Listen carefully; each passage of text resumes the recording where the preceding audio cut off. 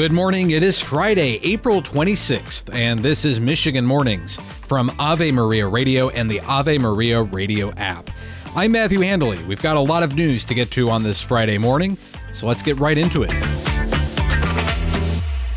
A special agent with Attorney General Dana Nessel's office says former President Donald Trump and several allies are unindicted co-conspirators in the state's fake electors case.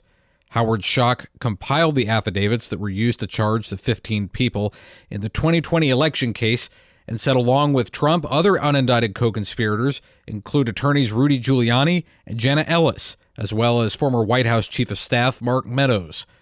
President Biden beat Trump in Michigan by over 154,000 votes, but the 15 people signed a document saying the Republican incumbent won the state. Schock testified at the preliminary examinations for 6 of them yesterday. Michigan's redistricting commission is dropping an appeal to the U.S. Supreme Court over a lower court ruling that the Metro Detroit maps were racially gerrymandered. The commission voted unanimously to drop the appeal and also pay the fees for the group that brought the case. The maps for 15 House districts were approved and will be used in November. 2 special masters are now assisting in the redrawing of the Senate districts. Governor Gretchen Whitmer will be in Detroit on Saturday to sign 2 bills into law.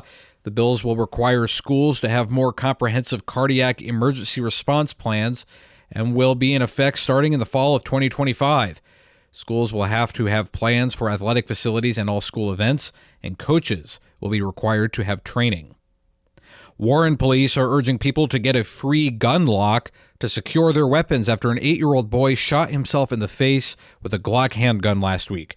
Interim Warren Police Commissioner Charles Rushton says the boy's shooting was preventable with a gun lock and adds they are available to anyone free of charge. When you come in, the only question we will ask you is how many do you need? The child is still hospitalized, and his 53-year-old father, Theo Nichols, is facing charges after buying the gun on the street, and he's a convicted felon banned from legally owning a firearm. Attorney and sexual abuse survivor Rachel Den Hollander spoke at the YWCA's 3rd annual Arise luncheon in Grand Rapids on Wednesday in support of the group's work with sexual assault and domestic violence survivors. The work that the YWCA is doing in the community to provide support and healing services and crisis intervention services for survivors is just absolutely critical. Den Hollander was the first person to go public with accusations that former Michigan State University and Team USA Dr. Larry Nassar sexually assaulted her, and the accusation led to him serving the rest of his life in prison. She grew up in Kalamazoo and says she's happy to lend her voice to ongoing work. The YWCA in Grand Rapids has had 32% increases in patients who are accessing their nurse examiner program. This is Michigan Mornings from Ave Maria Radio and streaming on the Ave Maria Radio app. Your weather is coming up next. Now this. The leading Catholic voices are on EWTN Radio. And Crest in the Afternoon looks at all of life through the lens of Scripture and the teaching of the Catholic Church. Church teaching is the light by which we view the world, and so we'll explore everything, from abortion to Hollywood, and from the First Amendment to the United Nations, and everything in between. Following St. Paul, we're seeking transformation through the renewing of our minds. Cresta in the Afternoon with Al Cresta.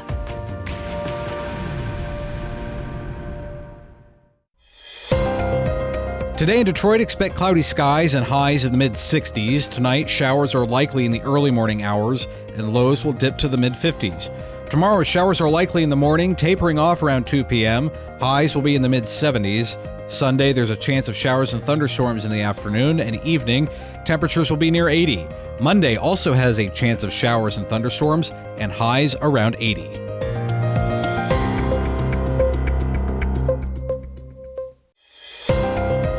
Today in Saginaw, expect mostly sunny skies today with highs in the mid-60s. Tonight, showers roll in the early morning hours. Lows will dip to the lower 50s. Tomorrow, showers and thunderstorms are possible in the afternoon. Highs will be in the mid-70s. On Sunday, afternoon showers and thunderstorms are possible again. Highs will be in the upper 70s. And Monday, the showers and thunderstorms stick around with highs in the mid-70s.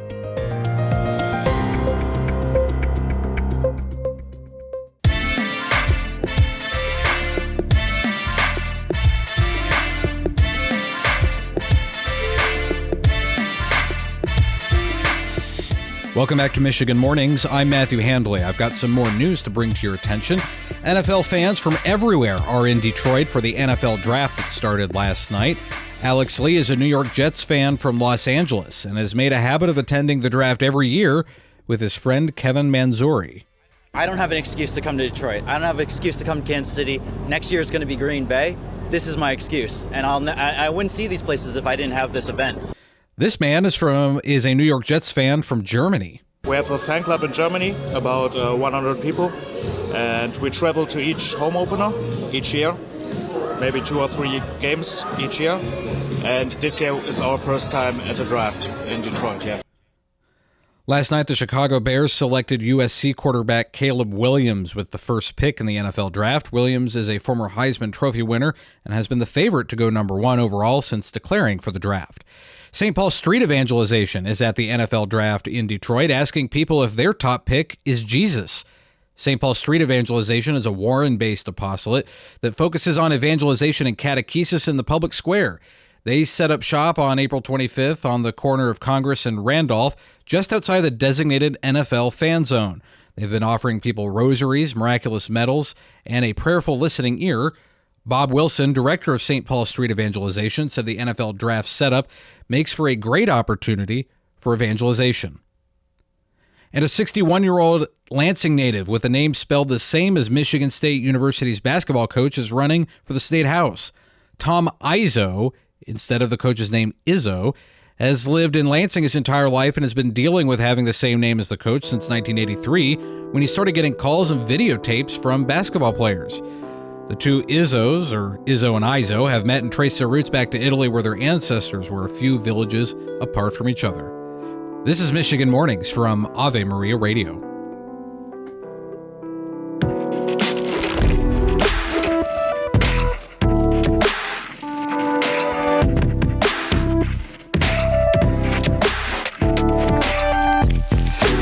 St. Maximus of Turin says Christ has risen. His rising brings life to the dead, forgiveness to sinners, and glory to the saints. And so David the prophet summons all creation to join in celebrating the Easter festival. Rejoice and be glad, he cries, on this day which the Lord has made. I'm Matthew Handley. Thanks for joining me all week on Michigan Mornings. You can stay connected with me on X. I'm at Radio Handley. Lord willing, I will talk to you again on Monday. Until then, goodbye.